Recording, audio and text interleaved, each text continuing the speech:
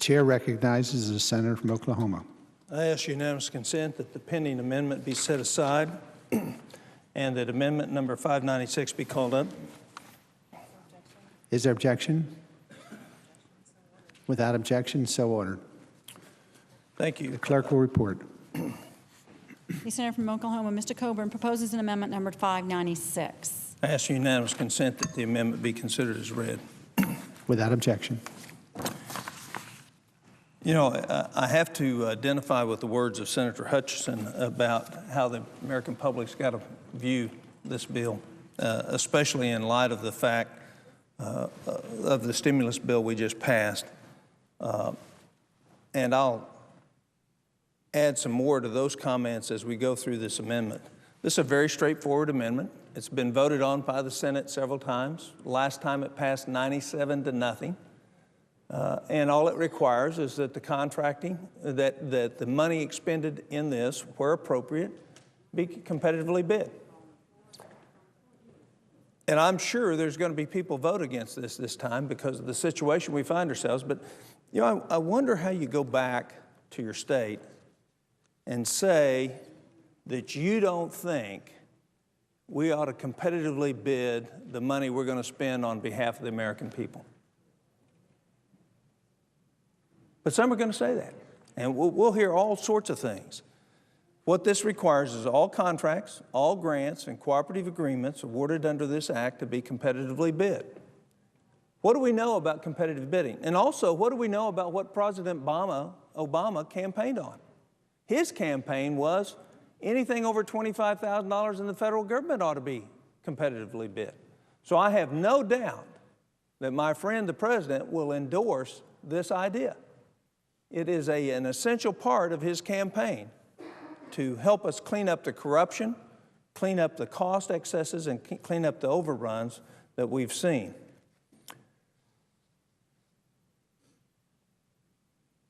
The other thing is we already have several laws that require it, but then we have words in the appropriation bill that exempt us from those laws requiring competitive bidding. So what do we do in this bill? We actually take away the enforcement of existing statutes so we don't have to competitively bid. Isn't it interesting that the reason we don't want competitive bid, it mainly has to do with earmarks? It has to do with the fact that people have earmarks in this bill that they want to go to a certain set of people. Maybe not the best qualified to perform that function or task under which the government wants this service to be done, but you can bet your bottom dollar it's where the senator or the congressman wants it to go so he can get credit for it. So not only do we have a tendency for less than sunshine, what we have bred is tremendous inefficiency. And it goes back to the very idea and why earmarks are so damaging to this country. Is because they give elevation and attention to the politically entitled money class. That's where 80% of the 7,700 earmarks in this bill are. They're to the politically entitled money class in this country. The people who can give campaign donations, that's who they're to. And so we don't want competitive bidding because the person we're counting on sending money back for a campaign contribution won't get the contract. So the deal doesn't get completed. In May 2006, on the same set, the Senate voted 98-0 to require that we had competitive bidding. On the stimulus package, we voted 97-0. And what did we do in conference? They took it out so their friends don't have to competitively bid. Where I come from, in Oklahoma, we call that corruption. We call it corruption. That's a tough word. But that's what's going on with a lot of the money that our grandchildren are going to pay back that's going to go on this bill and in the stimulus bill. The other reason why we should do this is because no bid contracts, historically, when you look at them, we never get value. What we get is cost overruns. Great example. The census this next year is going to cost close to $20 billion. The census in 2000 cost $10 billion. Now, we have to be scratching our head to say, why would it double? Well, one of the reasons, $1 billion of that, is because the Census Department, the Census Bureau, had a no-bid contract for electronic data collection that fell on its face. In spite of oversight by this body, in spite of assurances it wouldn't happen, we wasted $800+ million on one contract that we can't utilize anything from. That's the competency of no-bid contracts. And if we do a review of this bill in the future, and we don't put in competitive bidding, we're going to see that same thing at a lesser degree across the whole board. The other thing, the reason why we should use competitive bidding is that all of us would do it if it was our own money. We would want to get value. We would want to make sure we got the most value for the dollar that we spend. We don't do that because it's not our money.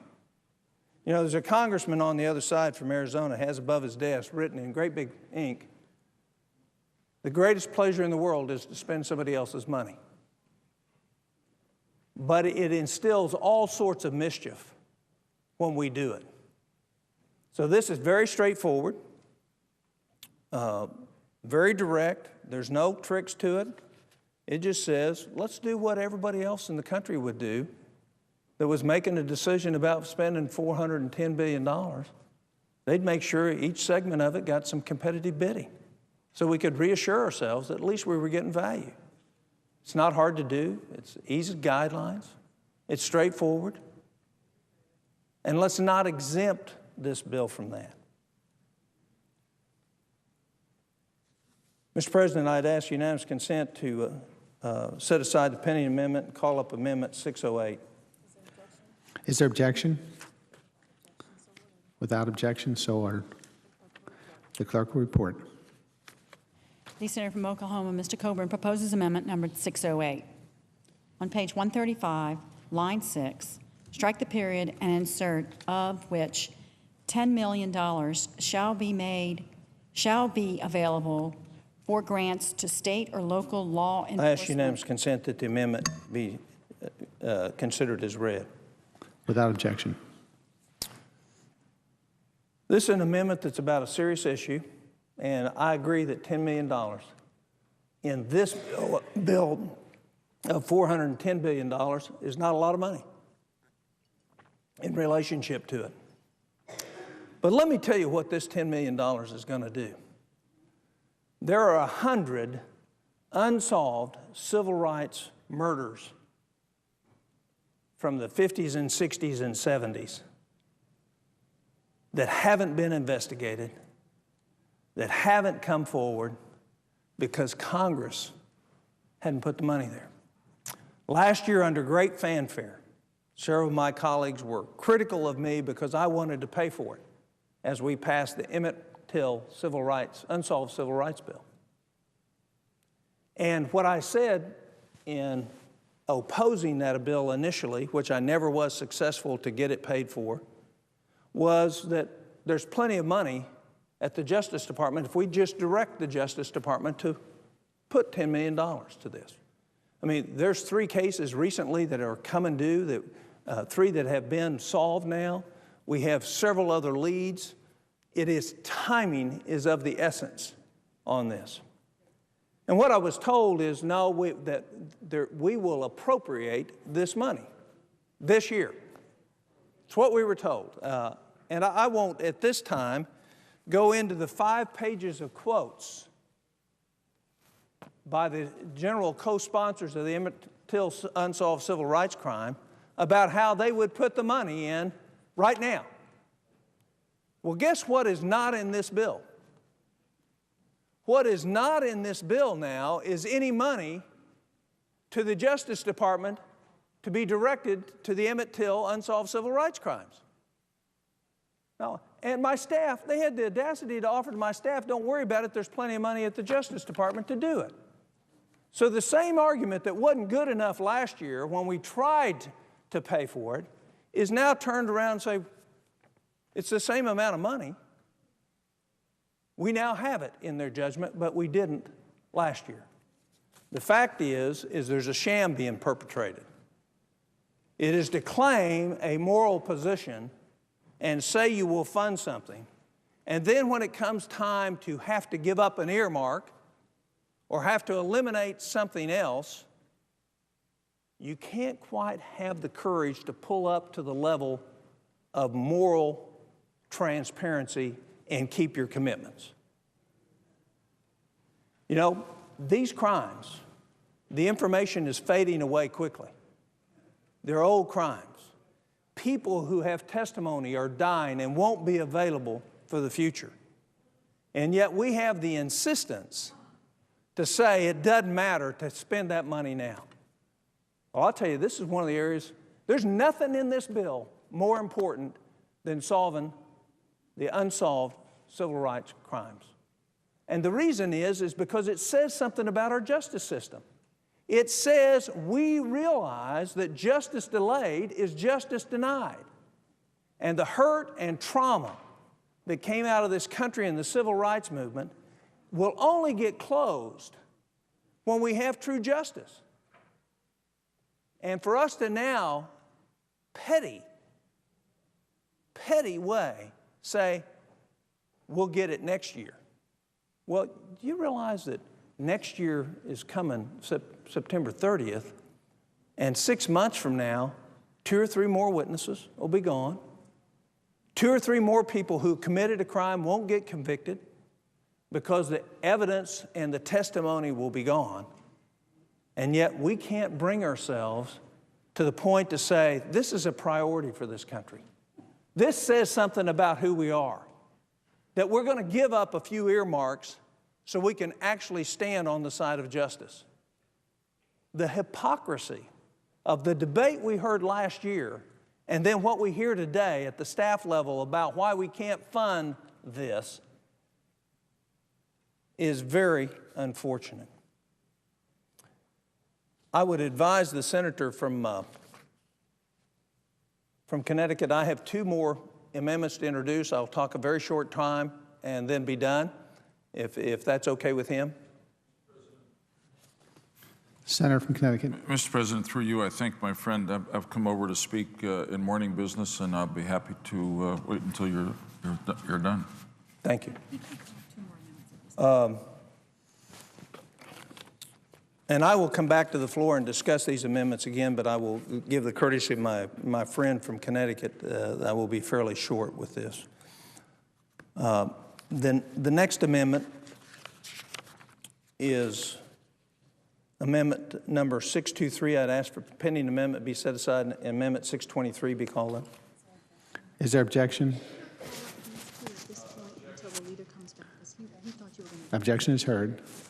Well, he didn't.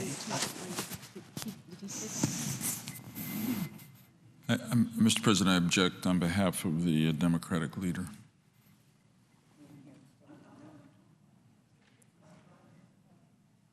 Sorry. The objection is heard. I would make my request again that amendment number 623 be called up and the pending amendments be set aside. Is there objection?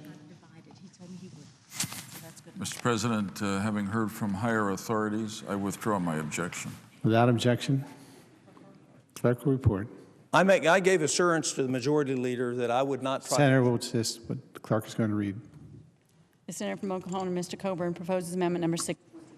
I ask the reading of the amendment be dispensed with.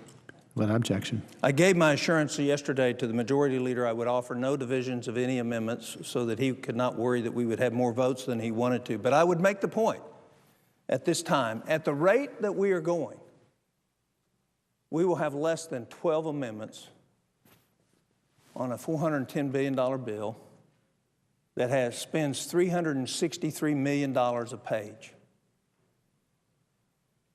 Now, I'd love for every American to know that we're so good in the committee that none of us should be able to have significant amendments to modify this bill that I guarantee you has $50 billion worth of waste, fraud, or abuse, or lack of direction in how the money's spent.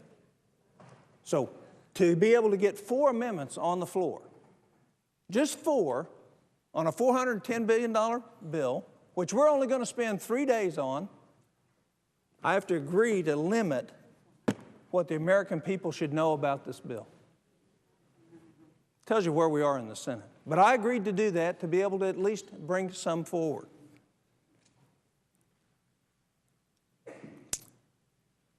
This amendment, I entitle it PMA earmarks. We're in the midst of an investigation of a lobbying firm in this town that is alleged to have committed some very serious felonies. Alleged.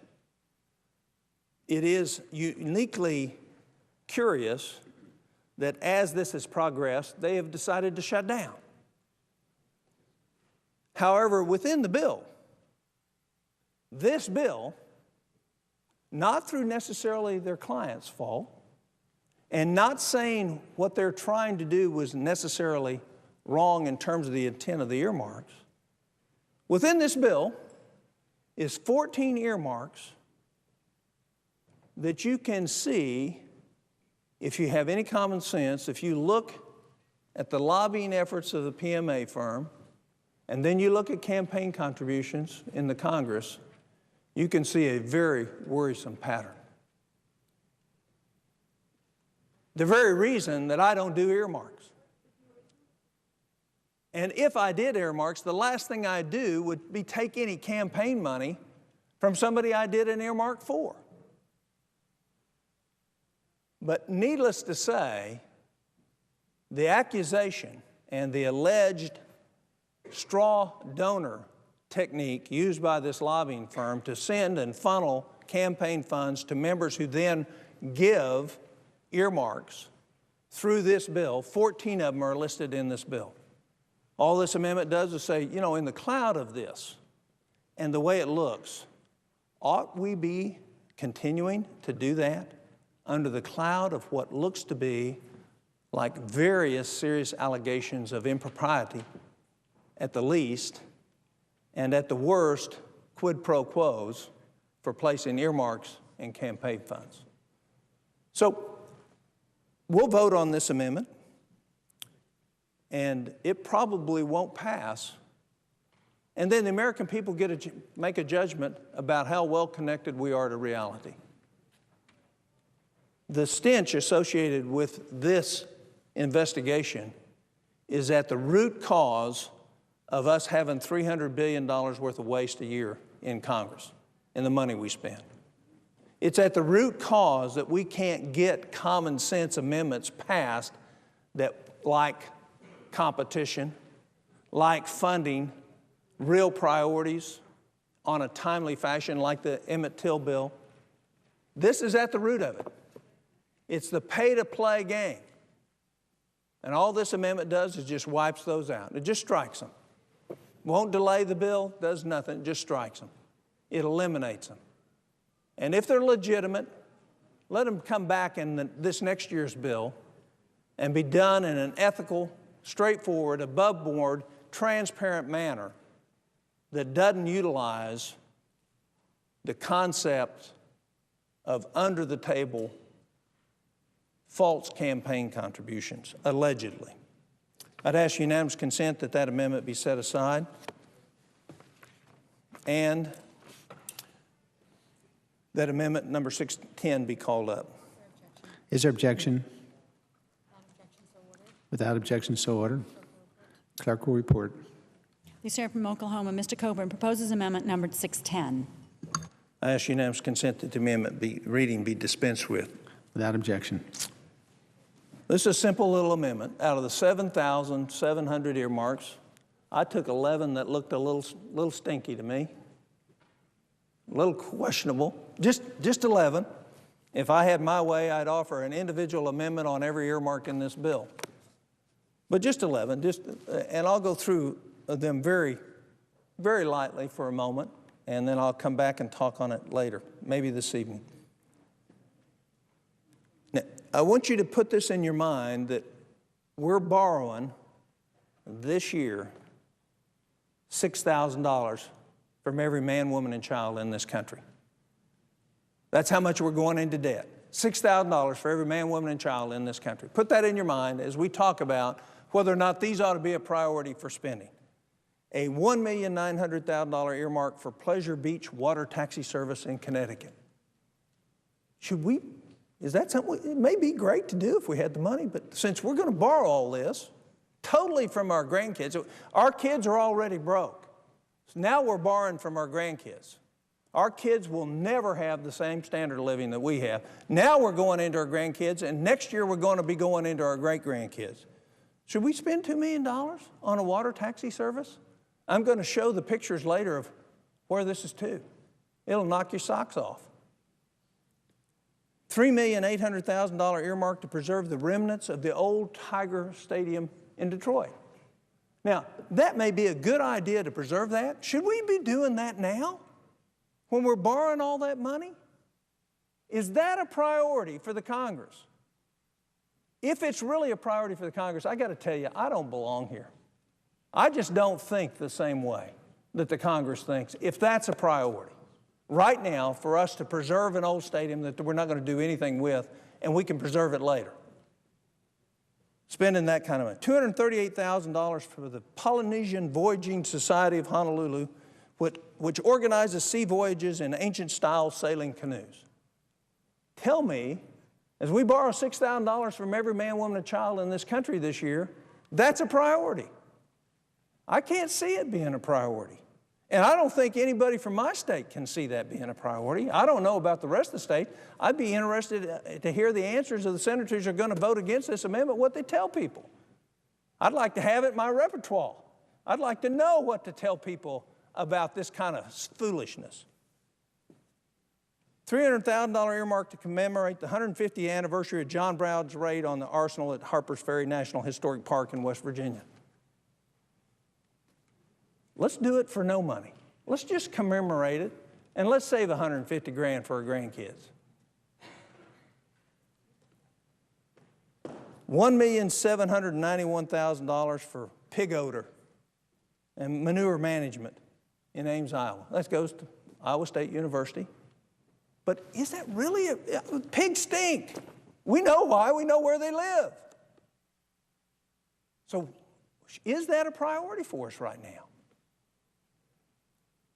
$475,000 for the Orange County, California Great Park.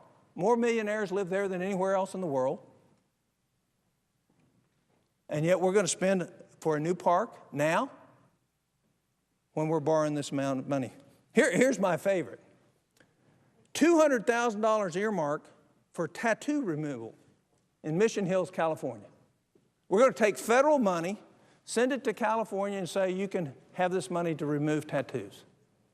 I would think under a personal responsibility platform, if you were responsible for getting a tattoo put on you, you might ought to be responsible for getting it taken off.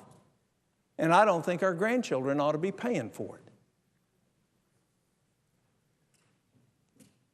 $1,500,000 for the California National Historic Trail Interpretive Center. We're going to build another interpretive center at a time of economic malaise, as President Obama calls it, crisis. I don't think it's a crisis. I think we're in a deep slump, but I don't think it's a crisis yet.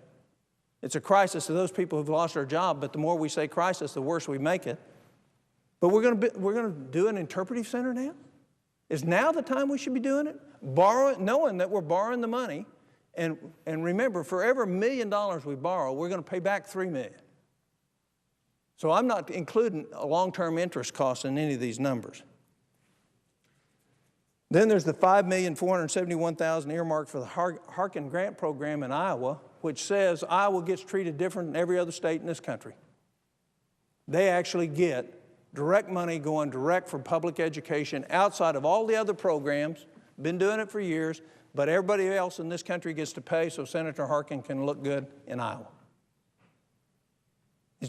I've attacked this earmark before. It's wrong. It's unfair. It's not befitting the body, but it's going to stay in. So we have brand new schools in Iowa, and the rest of us deal with what we've got in our states. And then we have $380,000 for construction of recreation and fairgrounds in a town in Alaska. Maybe a good idea. But should we do it now? And should we do it at that cost?